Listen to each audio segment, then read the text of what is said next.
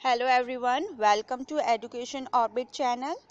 आज की इस वीडियो में हम जानेंगे कि शीत युद्ध का अर्थ क्या है, शीत युद्ध उत्पन्न होने के क्या कारण रहे और शीत युद्ध का अंतर्राष्ट्रीय राजनीति पर प्रभाव क्या था। तो सबसे पहले जान लेते हैं शीत युद्ध का अर्थ क्या है। द्वितीय विश्व युद्ध के बाद शीत युद्ध का आरंभ हुआ था।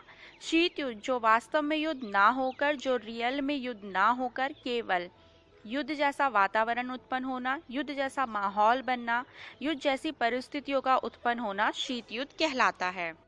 शीत युद्ध प्रत्यक्ष युद्ध ना होकर केवल परोक्ष तक ही सीमित रहा, धमकियों तक ही सीमित रहा।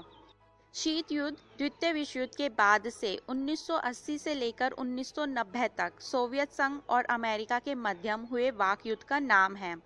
यह युद्ध अस्त्र शस्त्रों से नहीं लड़ा गया, केवल वाद विवाद, पत्र पत्रिकाओं, प्रसारण तथा भाषणों से लड़ा गया था। इस युद्ध के लिए शीत शब्द का इसलिए प्रयोग किया गया है क्योंकि शीत का मतलब होता है ठंडा। शीत शब्द इसलिए प्रयोग किया गया, यह कोई वास्तविक युद्ध नहीं था, दोनों गुटों की वास्तविक लड़ाई नहीं हुई थी, केवल दोनों गुटों में तनाव की स्थिति उत्पन्न हुई थी। युद्ध जैसा माहौल बना था, युद्ध जैसा सिर्फ वातावरण बना था। और एक और इम्पॉर्टेंट बात कि शीत युद्ध की कोई फिक्स डेट नहीं है कि शीत युद्ध कब से शुरू हुआ और कब खत्म हुआ। कुछ इतिहासकारों का मानना है कि शीत युद्ध 1917 से शुरू हुआ, तो कुछ का कहना है 1945 से और कुछ का कहना है 1980 से लेकर 1990 तक या 1991 तक, जब सोवियत संघ का विघटन हुआ। किसी भी एक तारीख से इतिहासकार सहमत नहीं हैं। द्वितीय विश्व युद्ध के दौरान संयुक्त राज्य अमेरिका, जिसमें ब्रिटेन, फ्रांस, रूस ने कंधे से कंधा मिलाकर धुरी राष्ट्र जो कि जर्मनी थे, इटली थे, जापान थे, इनके विरुद्ध संघर्ष किया था। लेकिन युद्ध समाप्त होते ही ब्रिटेन, अमेरिका एक तरफ थे और दूसरी तरफ थे सोवियत संघ, जिसमें 15 स्वशासित देश थे और सोवियत संघ का औपचारिक नाम सोवियत समाजवादी गणतंत्रों का संघ था। इन दोनों गुटों के बीच, जो कि संयुक्त राज्य अमेरिका और सोवियत संघ के बीच, तीव्र मतभेद उत्पन्न होने लगा था और बहुत तीव्रता से दोनों मतभेदों ने तनाव की भयंकर स्थिति उत्पन्न कर दी थी। रूस के नेतृत्व में साम्यवादी वह सामाजिक अवस्था है जिसमें प्रत्येक से उसकी क्षमता अनुसार व प्रत्येक को उसकी आवश्यकता अनुसार कार्य व उसका प्रतिफल उपलब्ध करवाया जाता है। और अमेरिका के नेतृत्व में पूंजीवादी वह व्यवस्था है, अगर एक देश की अर्थव्यवस्था निजी क्षेत्रों के हाथ में हो तो उसे पूंजीवादी कहते हैं। तो रूस के नेतृत्व में साम्यवादी और अमेरिका के नेतृत्व में पूंजीवादी। सभी देश दो खेमों में बट गए थे, इन दो ग्रुप्स में बट गए थे, इन दो गुटों में बट गए थे। इन दोनों पक्षों यानी कि संयुक्त राज्य अमेरिका और रूस ने, इन दोनों के बीच में आपसी टकराव आमने सामने कभी नहीं हुआ था, पर यह दोनों गुट इस प्रकार का वातावरण बनाते रहे कि युद्ध का खतरा सदा सामने दिखाई देता रहा। शीत युद्ध की यह विशेषता रही कि इससे दोनों महाशक्तियां शांतिकालीन कूटनीति संबंधों को बनाए रखते हुए, यानी कि राजनीतिक संबंधों को बनाए रखते हुए शत्रु को निर्बल बनाने का प्रयास करती रही तथा यह प्रयत्न करती रही कि शत्रु अकेला हो जाए, मित्रहीन हो जाए और शक्तिहीन हो जाए। तो इस तरीके से हमारे शीत युद्ध का अर्थ कंप्लीट होता है। अब जानते हैं शीत युद्ध के कारण क्या थे, किन कारणों से शीत युद्ध उत्पन्न हुआ था। शीत युद्ध के लक्षण द्वितीय विश्व युद्ध के दौरान यानी कि द्वितीय विश्व युद्ध के समय ही प्रकट होने लगे थे। दोनों महाशक्तियां अपने अपने स्वार्थों को ध्यान में रखकर युद्ध लड़ रही थी और परस्पर सहयोग की भावना का दिखावा कर रही थी। जो सहयोग की भावना युद्ध के दौरान दिखाई दे रही थी वह युद्ध के बाद समाप्त होने लगी थी और शीत युद्ध के लक्षण स्पष्ट तौर पर उभरने लगे थे। क्या थे वो कारण, चलिए जानते हैं। शीत युद्ध का आरंभ 1917 से माना जाता है, जब रूस में साम्यवादी क्रांति हुई थी। अमेरिका व अन्य पश्चिमी राष्ट्र का तभी से यह प्रयत्न रहा था कि साम्यवाद अन्य देशों में स्थापित ना हो जाए, जहां पश्चिमी देश उदारवाद वह विचारधारा है जिसके अंदर मनुष्य को विवेकशील प्राणी मानते हुए सामाजिक संस्थाओं को मनुष्य की सूझबूझ और सामूहिक प्रयासों का परिणाम समझा जाता है। और प्रजातंत्रवाद यानी कि लोकतंत्र एक ऐसी व्यवस्था है, एक ऐसा शासन है जिसमें जनता अपना शासक स्वयं चुनती है। पश्चिमी राष्ट्र उदारवाद और लोकतंत्र में विश्वास रखते थे। वह नहीं चाहते थे कि साम्यवाद कहीं और भी स्थापित हो। द्वितीय विश्व युद्ध के दौरान नाजीवादी वह विचारधारा है जिसके अनुसार हर योजना में पहल सरकार की होगी और इसके बाद जनता व समाज की होगी। नाजी यहूदियों से सख्त नफरत करते थे और यूरोप और जर्मनी में हर बुराई के लिए इन्हीं को दोषी मानते थे। और फ्रांसीवादी जो उदारवादता के विरुद्ध था।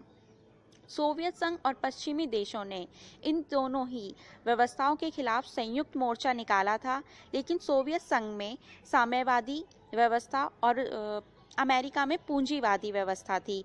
इन दोनों ही विचारधाराओं को लेकर इन दोनों ही गुटों में संघर्ष थे। इन दोनों ही विचारधाराओं के विरुद्ध दोनों ने लड़ाई तो की थी, लेकिन अपनी अपनी विचारधाराओं में फिर से संघर्ष शुरू हो गए थे।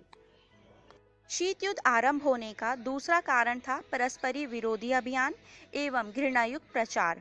पश्चिमी देश प्रारंभ से ही यह चाहते थे कि साम्यवाद अन्य देशों में स्थापित न हो जाए, वह साम्यवाद को कुचलने का प्रयास करते रहे।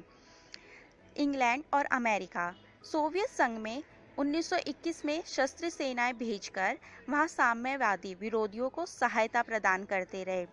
राष्ट्र संघ से भी सोवियत संघ को पृथक रखा गया, अलग रखा गया। उसको अनेक वर्षों तक मान्यता प्रदान नहीं की गई। हिटलर के प्रति भी अपनाई गई तुष्टीकरण की नीति को एक प्रमुख कारण साम्यवाद का बही माना जाता है। द्वितीय विश्व युद्ध के बाद दोनों पक्षों ने एक दूसरे के विरुद्ध धुआंधार प्रचार किया था। अब तुष्टीकरण की नीति क्या थी वो एक बार और देख लेते हैं। तुष्टीकरण की नीति से अभिप्राय है किसी दूसरी शक्ति या पक्ष को इसलिए छूट दी जाती है ताकि युद्ध से बचा जा सके।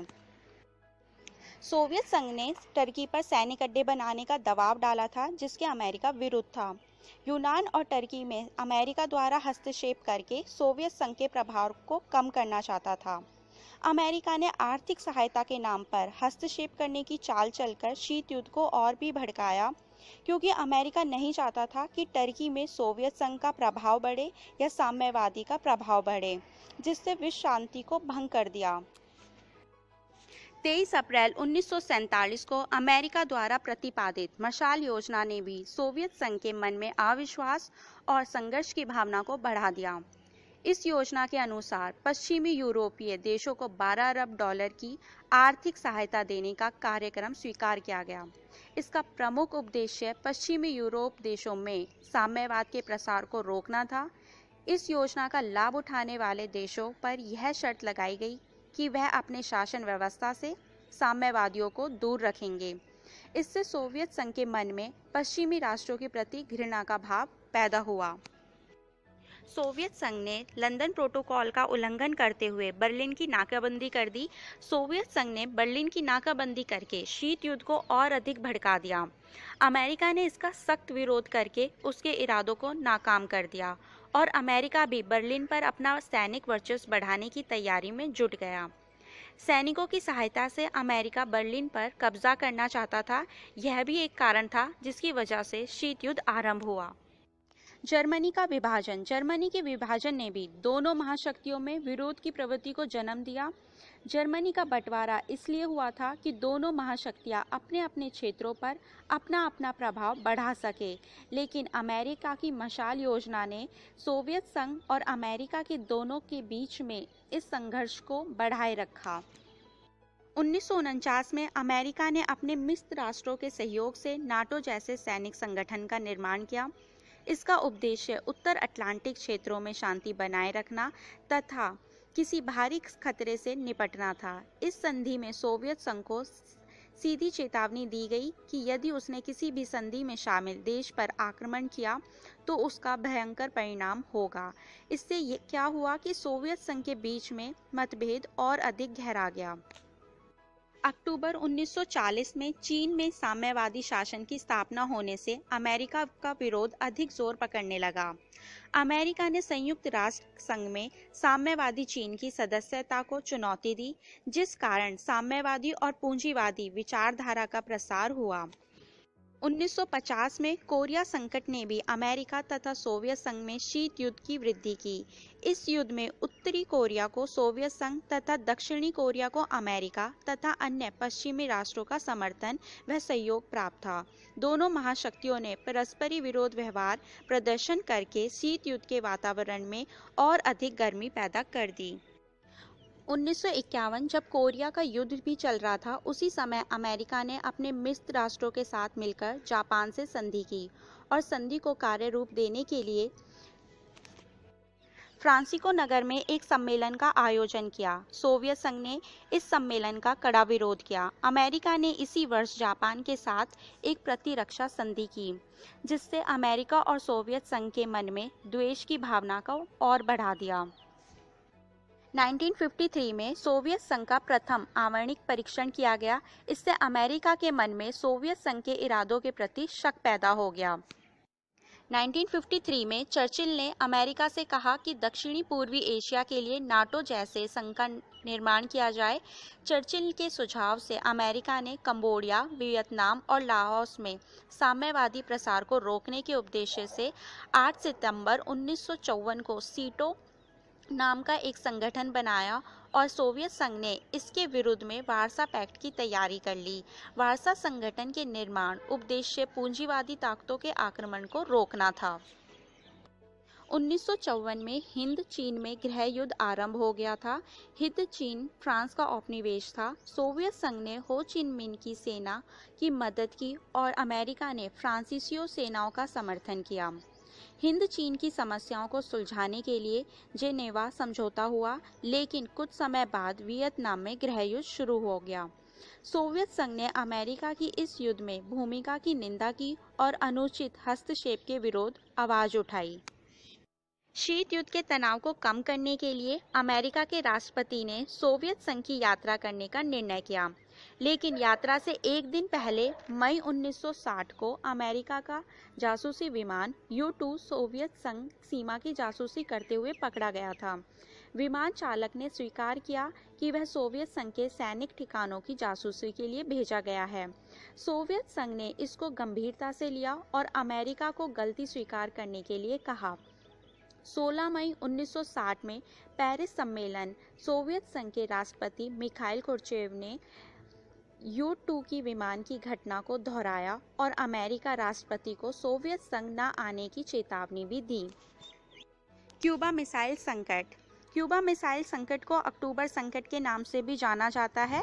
सितंबर 1962 में सोवियत संघ सरकार ने क्यूबा में चोरी छिपे अमेरिका के अधिकांश भागों पर मार कर सकने वाली क्षमताओं की मिसाइल लगानी शुरू कर दी थी, लेकिन 14 अक्टूबर 1962 को अमेरिका के विमान ने सोवियत संघ की मिसाइलों के ठिकानों की फोटोग्राफी के सबूत जमा कर लिए थे। इसी वजह से सोवियत संघ और अमेरिका में एक गुप्त समझौता हुआ। सोवियत संघ आक्रमणिक हथियारों को नष्ट कर देगा, इसके बदले अमेरिका क्यूबा पर कभी भी हमला नहीं करेगा और इस सब कार्यों की देखरेख संयुक्त राष्ट्र संघ करेगा। सोवियत संघ द्वारा याल्टा समझौते का पालन न किया जाना। याल्टा सम्मेलन 1945 में इंग्लैंड और सोवियत संघ के बीच हुआ था।